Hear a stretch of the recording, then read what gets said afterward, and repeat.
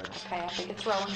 And I'm gonna put it close to you just because he's talking out there and I'm sure they hear your voice. Alright. She's gonna ask the questions. Alright. You're good to go. Melissa, Only right? three. I'm Michelle Emily. Only 3 questions. Okay, only 3 questions. Get off the list. Ask me whatever you want. Shoot. Alright, how old are you? I'm 53. I turned 53 in December. Alright, how long have you been at St. Benedict's? At St. Benedict's, about 4 years now altogether, I guess. I mean, I've been in and out, but Okay. yeah, pretty much about 4 years. Alright, I've been at risk longer than that, I guess you would call. what hardships or circumstances brought you here? Oh, so you want the whole story, right? All As right. much as you want to tell us. All right, well, I'll tell you what brought me here. I was working for a construction company, and I had an injury off the job, testicular hernia, and I couldn't work. And of course, I was living paycheck to paycheck till at that point. And then when I couldn't work, plus I couldn't draw, workman's comp because it wasn't on the job. I tried to get away with it, but I got caught. And I didn't get caught. And I actually went to the Bulwer Center first, and was there for a while. And I thought I was healthy, and I went back to work and left the Bulwer Center. Well, right after that, my leg began to swell, and I had gotten I contracted a blood clot. And so I had to quit working, but I couldn't go into the Bulwer Center. So that's the first time I came here. And the leg problem continued until I finally got what they call a venous ulcer on my ankle. And it ate all the way around my leg and to the point to where they were ready to take my foot. And you've got to remember, this was an ongoing 3-year process. I was in and out of the hospital several times. Then once we started to get on top of that, I began to look at getting out of here. That's been about a year ago now. Well, and then I had eye problems. I had cataracts on my eyes. I couldn't see hardly. If I closed my eyes, or if I closed one eye, my right eye, I couldn't tell the difference between the two view and the random background. The only way I could tell between a human being and that is when they would move. And I would hear voices and I would recognize them. So I went through about 6 months of that, getting each eye done one at a time, and then getting the glasses. And of course, when you're in this situation, even with, the Affordable Care Act, even with that, it's still so much red tape to go through that it's a hurry up and wait type situation. I say I'm not from this county or anything. Okay. I'm from over in Ohio County. You know where that is? Okay, well, I've lived over for a portion of my life. I was born in Springfield, Illinois. My parents moved me down here. My mom passed away a couple years ago. My dad moved back to Illinois. And ever since I was like 13, 14 years old, there ain't nothing to do over here, you understand? The only thing to do over is drugs, so that's obvious. Really, that's what. So from the time I was 13, I started taking pills and just pretty well whatever else I could, just hanging out with older people, whatever they did. And I just was sitting there thinking about it, and I was like, man, I gotta do something, man. My son's gonna be 3 years old this year, you know what I mean? And I don't even get to see him now, and it's just, and I just gotta do something to change it, you understand what I mean? Yeah, I do. Okay, alright, okay. So, I was like, staying in Ohio County, I've tried to make a better excuse in the world there to stay over there where everybody is I know, but that's the problem. I know everybody over there, and everybody over there I know I get high with, and I just, So, I just decided that I wasn't going to stay at my friend's house to do that deal. I was going to have to go out by myself. So, I had one of my friends actually bring me to Owensboro and just drop me off like about a week ago. Or Did you get dropped off here? No. Okay. I just had him drop me off in Owensboro. And because I knew that there were several places like this, a couple places like this, and even though I've never been to, or I never even thought I would be any place like this, I just, I don't know, I just thought that if worse comes to worse, I'm only a county away, I can get back there somehow. The first night I was there, I just kind of walked around all night and stuff, and thinking about my actual plan that I had, because I didn't really have too much of a plan, I'm not gonna lie. I don't even have my clothes over here yet. They're still in Ohio County, you know? Yeah. I was just like, damn, I gotta do something. It just popped in my head to do that. And ever since I've been over here, really, I've already started taking care of the business I have to, really. Like, I've already got I'm getting food stamps. I'm just going to sign up on food stamps. I got a phone now. I've got an application at a couple of decent places, but tomorrow I'm going to start, or I'm going to Trojan to start this, I forgot what it's called. I don't know, but either way, it's a 12-hour shift, and you make $100 a day. Food So, temp agency? yeah. Yeah. And I'm just going to work there until I get, until I can find a better job. Well, I've performed downtown. I've sang, and I sing in my church. Well, I'm working on singing in my church band, and That's cool. I'm actually getting baptized Sunday. So I realized that I have God to thank just for being alive. I died 3 times in one night when I was 3 years old. Oh my gosh. Had a grand mal seizure on a temperature of 109. Blood started boiling. Brain shut down, lung shut down, kidney shut down. I've been clinically dead for 15 minutes and I have no brain damage. I'm a miracle to even be here. Wow, that's amazing. That is amazing. Do you remember anything about that time? All I remember was the first thing I said when I woke up, and I'm not kidding, I'm hungry. And my grandma said, well, we'll get you whatever you want. So I told her I wanted a great popsicle. That's But heavy. I'm almost done writing my first song, and a couple of my friends at church are going to help me, or they're going to do the music because I don't play any instruments. So they're going to help me do that so I can record it. Do you mind singing a little for us Yeah, it's fine. of your Let me- song? Yeah. Well, I haven't got to that part yet. I'm almost done with the lyrics. Let me put in something real quick. Yeah. Love to hear it.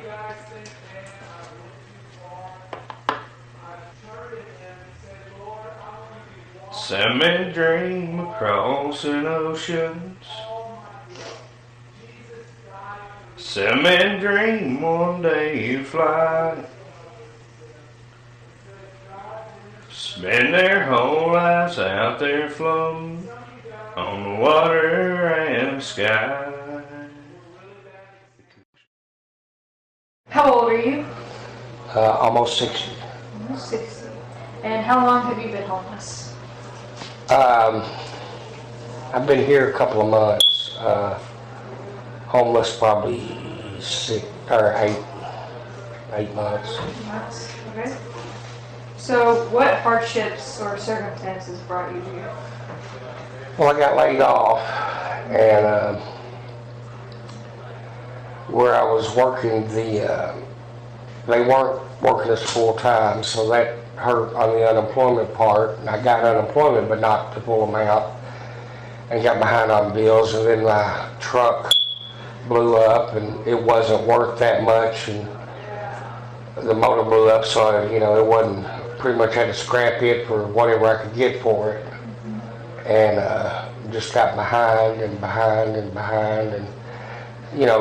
find a job. And I could find some small jobs, but minimum wage, maybe starting out it was working 25, 30, 40 hours a week, but then it got to where it was like 10 or 15, and you just can't make it on that 10 or 15 hours a week. And at my age, a lot of people don't want to hire somebody full-time at my age because, hey, I'm not going to be around forever, Well, I like to help other people. I mean, and that's why I guess that's why it took me so long to come here, because I felt like I was depending on somebody else, and I would rather have people depend on me, It's sort of, plays with your pride, I guess. You don't want to be dependent on others, and you want others to know that they can depend on you, and then when you can't come through for them, it makes you feel a little less of a person, I guess we could say. If I had one wish, my one wish would be somehow to wipe out homelessness and poverty. Amen. I mean, I really wish I could. I wish somehow there was something I could do and we wipe out, and not, maybe just in Owensboro. I mean, I know that sounds stupid. Some people would say, well, that's the most ridiculous thing I've ever heard. But yeah, really, to wipe out homelessness, especially homelessness and poverty, because, people don't realize that, and I didn't realize it, that, it's hard out there. And, you get, like this place is a great, they do a great job here. I have nothing but the utmost respect for Harry and all the guys that work here and the volunteers and the people that donate food and all that stuff and donate anything. Addiction, alcohol specifically, was the primary driver. Like I referred to earlier, I graduated high school. I already had a problem then, just Even then. Yeah. With the National Merit Scholarship. We're talking full ride. Wow. And that lasted a year. And then I think what kept it going full blown was getting married, and spent 8 years in the Navy, so while at sea, alcohol's not there. So it was on again, off again, binge drinking. But anyway, the root cause, the root devil, if you would, was alcohol. Wish somebody that underneath this rough exterior,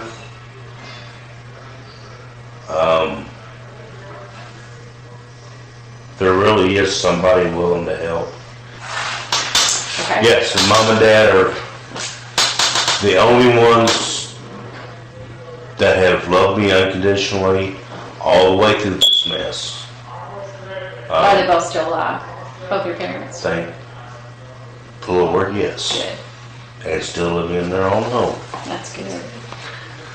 A lot of help from us, but they are still there. That's good.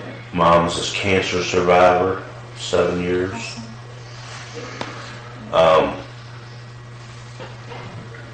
They're also the ones that had strength enough to say, James, there's nothing else we can do for you.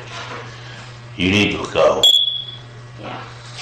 We've got a phone number for you to call that you can at least lay your head down. Yeah. First night they'll leave you alone and won't breathalyze you. After that, you gotta go and come in sober. Was that when you came here? First time, yeah. First time. So you were living with them when you came? And actually, I went through oral at the same time Joe Welch did. Oh yeah, he's a nice guy too. We were peer mentors together. And Joe met me at the door, said, I'm not even gonna try. He said, go lay down, don't make a mistake, and you're okay for tonight, but tomorrow night you better be sober and we'll talk. But I won't say I've been sober since that day, but I will say in 2.5 years, I've been intoxicated 3 times. Just put Vince down. Vince. Vince. Okay. How old are you? 46. He's